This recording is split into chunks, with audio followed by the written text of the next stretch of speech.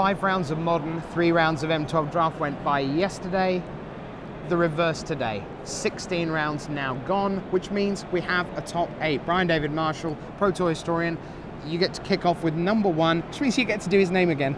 Max Leblom from Finland, playing Ascension. So this is Pyromancer Ascension combo deck.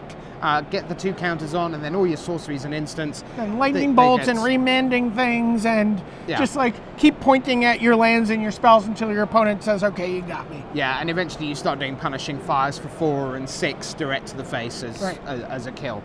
So he is our number 1 seed. So he then faces the number 8 seed. Lots of drama in the last round. We thought maybe Jeremy Neiman of Australia might make it in. We thought Vincent Lemoine might make it in, but he was beaten out in the last round. Frank Nagy might get in. From Hungary. But as it is, the lone Japanese representative is Chikara Nakajima, one of the most experienced players in the room, really. 136 lifetime pro points, been playing for 15 years, and he has a really straightforward aggro deck. It's Affinity Red, so it's Affinity, but with some red cards just to fling at your face. It's fling, Galvanic Blast, I may have some Blood Moons in the sideboard. Certainly does, yeah. Turning things into mountains has been a key point this weekend. You showcased it in the preview, and that served him very well. And you know, there's a lot of inexperience in this top 8 in terms of the Sunday stage. Nakajima is not one of those players. He's been there before at Pro Tour Charleston alongside Mitamura. He was in the top 8 of that event. So this is his second top 8. Yes, so he knows a thing or two about that Sunday stage. No mug. Let us go to the second part of the bracket. So the winner of that will play one of these 2. Second seed from the United States. Not a name I recognized. Jesse Hampton. He was 9th at Grand Prix Dallas earlier this year. He qualified there and also on total rating. And he's playing this Breach Post deck. He's one of 3 bullets that Travis Wu had in his gun for this event. We did a deck tech with Travis Wu about the Breach Post deck. He was playing it. Adam Yurchik was playing it. You would certainly think those were going to be the names if one of them was going to make it to the top 8, but it's Hampton.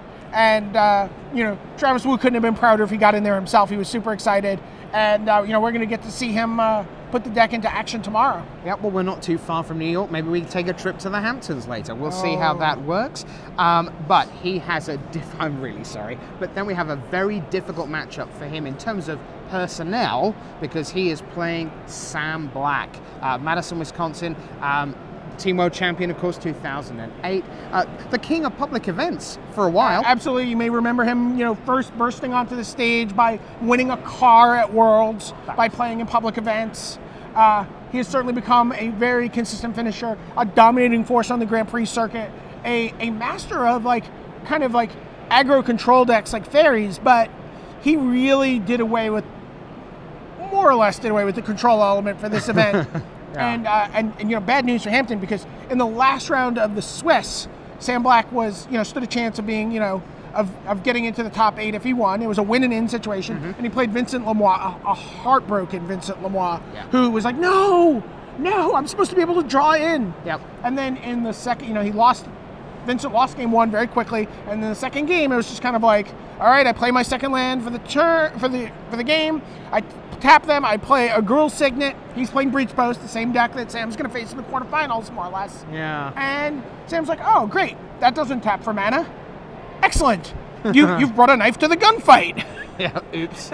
And you're dead the next turn. He's just like, okay, transmute a land or do something, or Summoning Pact or Reaper, and you're just dead. So Sam has Dragonstorm, but it's nothing to do with the Dragonstorm deck. It's just that Dragonstorm gives +9/+0. I really wish there was some way that you could fit rituals and dragons into the deck so that you could actually be an, in fact, Dragonstorm deck. But it turns out Dragonstorm is just perfectly fine being pitched to Blazing Shoal. Yeah, so he could be another Pro Tour winner with Dragonstorm, just not casting it. That card needs to be banned. Oh, insane. Count to 9 with Sam Black. Let's go into the bottom half of the bracket. The number 3 seed from America again. It's been a good weekend for the United States, even if not necessarily for the names you know. But you do know this one, Josh Utter-Leighton. What's he playing? Josh Utter-Leighton is playing Countercat. We did a deck tech with the deck's creator, Brian Kibler. And it's your average do deck that has some control elements and can really disrupt a combo deck's day. He is, one of the few people in this top 8. I mean, I'm sorry, the only person in this top 8 who's playing a fair deck. By a fair deck, I mean a deck that needs to attack you for multiple turns. Yeah. You know, with 1 or 2 creatures and like throw some, you know, like, you know, the kind of Magic you played on Friday at your local store, you know, where you need to attack them and bolt them and, you know, go, you know, draw a card and do something. In fact, where there's life totals that go 17, 14, 9, 6, 3, 0. Yeah, absolutely. He is the only person playing a deck like this. Now, arguably, Josh Utter-Leyton would be the favourite in this top 8, but he faces an Italian, Alessandro Portaro, who in fact came second at a PTQ. It was one of those. That's how he got here. That's how he got here. Second at a PTQ. It was a 2-slot in Italy. I think it might have been at Italian Nationals earlier in the season. So he is with Splinter Twin. Now, this is one of those weird times where if you don't know what it does, you never find out what it does. Because people go, end of turn, I'm going to make my Deceiver Exarch. Tap your land. Yeah, they untap, and then they sort of tap 4 mana, and they sort of show you Splinter Twin half apologetically, and then suddenly everyone's shuffling. So what is it's like Overrun Unlimited, right? It's like Overrun? Yeah. So what is actually going on when they cast that Splinter Twin? What would happen if we watched it? As long as you have a Deceiver Exarch or a Pestermite in play that is not summoning sick, you put a Splinter Twin on it, you tap it, you make a copy. Sure. It comes into play. And it has haste. It has haste. Right. And it comes into play, and its ability triggers, and it untaps the Splinter Twin creature. And then you tap it, and you make another one, so and this it is does a the machine same gun. thing. Yep. And you have some arbitrarily large number. 2,000. 2,000 more than you have blockers. Yep. And you attack. And because they're on 20, they die. Yes. Or maybe even less, thanks to lands, because that could make all the difference. And this deck, you know, in Standard, we've seen Splinter Twin with just Deceiver Exarch and Splinter Twin. Yes. But in Modern, we get to play with Pestermite, and we also get to play with Kiki Jiki. The bane of this deck in Standard is Spellskite. All right. But Kiki Jiki and an Exarch or a Pestermite means that you can get around.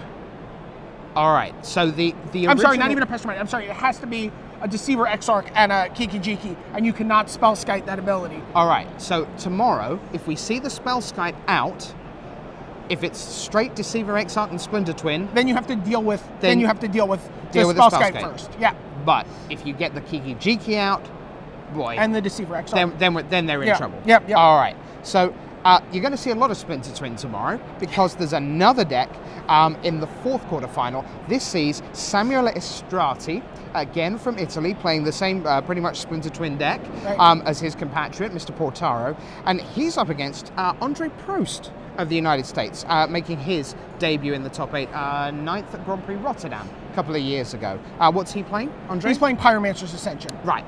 Okay. So a similar deck to what we see Max playing in the #1 seed. Okay. So let's tot it up. Ascension from Sherblum, Ascension from Andre Prost. We've got Affinity from Nakajima, blazingly fast. We've got Breach Post from Hampton, Monobloom Fet from Black, the Fair Deck, Josh Utter-Leyton, Gozu, and the double Splinter Twin. That's a pretty broad field all in all. Sure, and then if you go a little deeper into the standings, sure, and we look at 9th through 16th, we see Frank Nagy playing Splinter Twin. We see Jeremy Neiman, who, you know, we thought maybe was going to win it in the last round of Swiss. He played against Sebastian Thaler, and he was playing like a Goblin Storm deck, and, you know, he won a play where he's just like, okay, I make 14 goblins, I play Goblin Bushwhacker, empty the Warrens, Goblin Bushwhacker shows up, and we just attack you. And what else would Team Australia play than a Bushwhacker, right? Sure, I mean, absolutely. Very flavorful. 11th place was Vincent Lemois. The heartbreaking pair down against Sam Black. Yeah. He's playing Breach Post. 12th place, we have American Brian DeMars playing Naya Zoo list that has some origins with Paul Rietzel and Matt Sperling. Okay. Alexandra Onosov. The Ukrainian player. Yep. He's playing Affinity. 14th place, Brian Kibler, top 16. It was a good day for some Hall of Famers here. He's playing Counter Cat, obviously, as you saw in the deck tech. And the last two in the top 16, again, they're playing the same deck as each other. They worked on the deck together. 75. I believe it's 75 identical cards. It's in 16th place, Tom Martell. Yep. And in 15th place, John Finkel. He's had a busy week. He's had a very busy week and a great showing. A great showing for John. And again, this is not something we've seen in a long time. This was a deck he designed. You know, he had a very strong hand in. And so this is, you know, Pyromancer Swath, but it also has Pyromancer's Ascension. So it's kind of a Swath Storms deck, but it's also a Pyromancer's Ascension deck. Okay. Just to fill you in on some of the people at the top of the Player of the Year race, Martin User missed out, 4-4. Palavida Domodorosa missed out. He said it was his worst Pro Tour in a very long time in terms of finish. Yeah. Paulo. Yeah. So those two, not such a good weekend. Ben Stark also did not make day 2. So not a great weekend. So we're going to see a lot of shift in the standings. Vincent Lemoine not making the top 8 potentially is a really big deal. Yeah, if he makes top 8, he's suddenly right in the middle of that herd. Yep, absolutely. So tomorrow, Sherblum Nakajima, Hampton Black, Utter Leighton Portaro, and Prost against Estrati. That'll be the quarterfinals. Don't blink. I was gonna say it could be very, very quick. So if it's going to be late at night, don't worry. You'll still get some sleep at the end of things. If it's early, make sure you set your alarm. Brian and I'll be with you tomorrow for the top 8, this modern Pro Tour live. We will see you then, 10:45 a.m. Eastern. Until we do, for the Pro Tour historian Brian David-Marshall, I'm Rich Hagon saying bye.